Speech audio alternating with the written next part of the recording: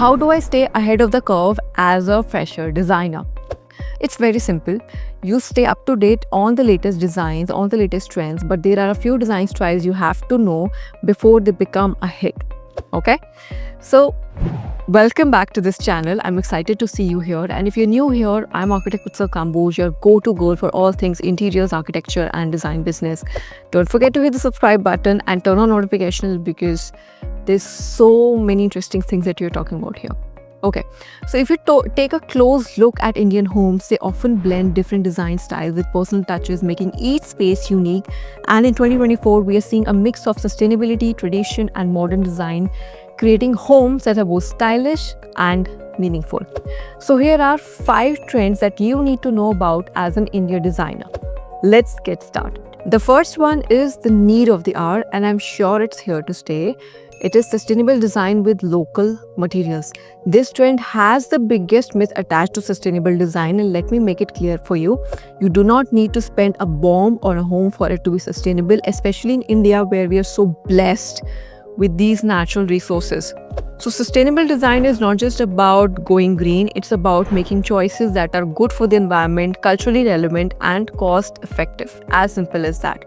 So make use of natural materials like bamboo, jute, rattan, terracotta to achieve this style. And if you're wondering how, here are a few examples for you. If you want a strong, versatile material, use bamboo. One of the best ways to use this material is furniture.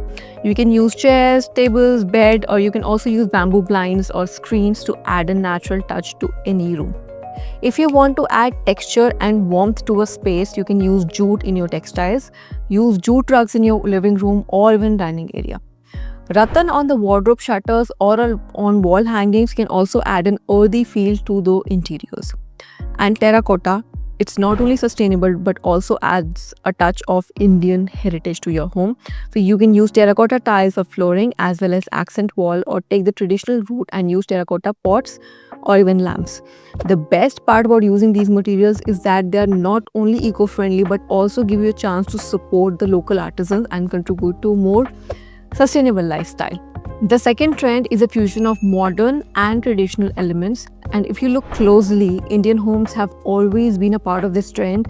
Mixing the old and the new comes naturally to us, especially with our mothers who have been experts at combining different elements over the years to make a house a home to live in. But now it is becoming more intentional and stylish.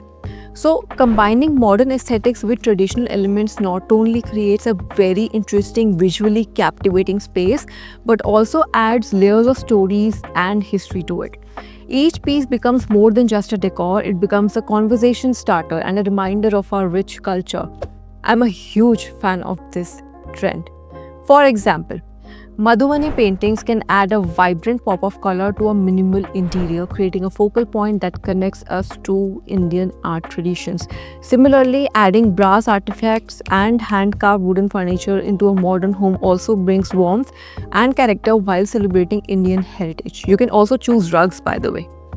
You can also experiment with your upholstery and furnishings by using embroidered fabrics in headboards, curtains, or even chairs for that matter.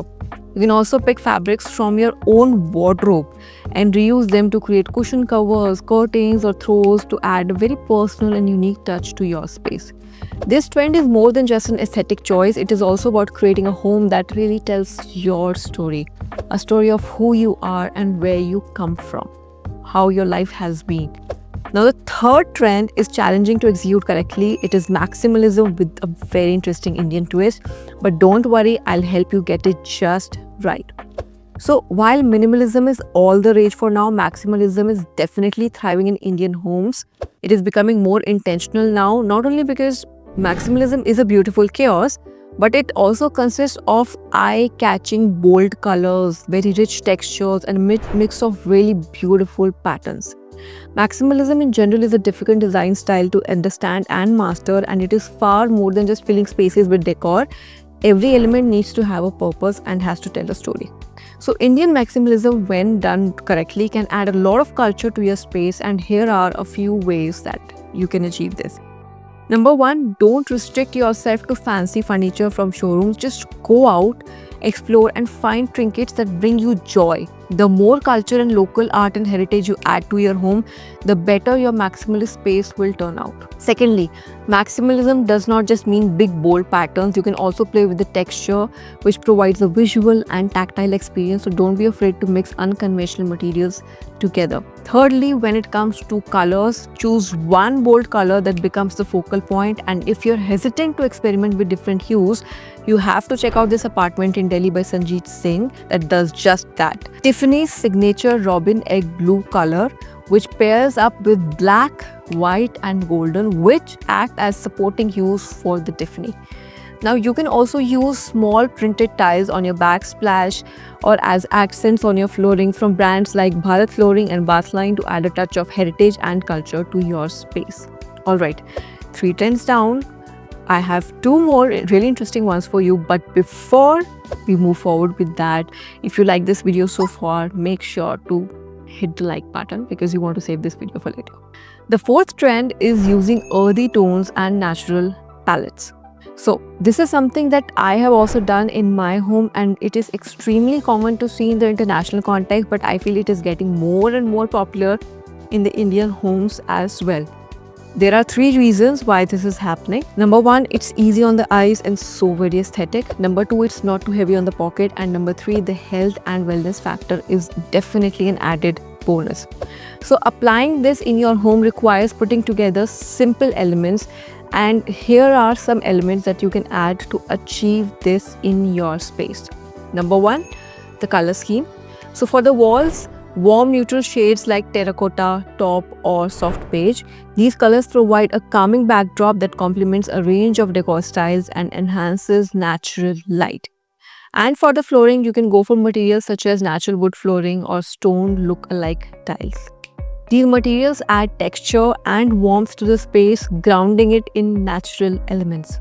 For the accessories, you can use hints of blues, greens and natural materials to add a focal point to your space. So furniture and decor. Now, the best way to go for furniture and decor is using furniture pieces made with natural materials. So you can add maybe a reclaimed wood dining table to add a warmth to your dining area, add a beautiful statement chandelier on top, and this can be your focal point of the room. You can also use rattan or jute furniture like chairs, tables, headboards, etc. This furniture is absolutely timeless and has such a clean look. To store your clutter, you can use woven baskets or terracotta clay pots.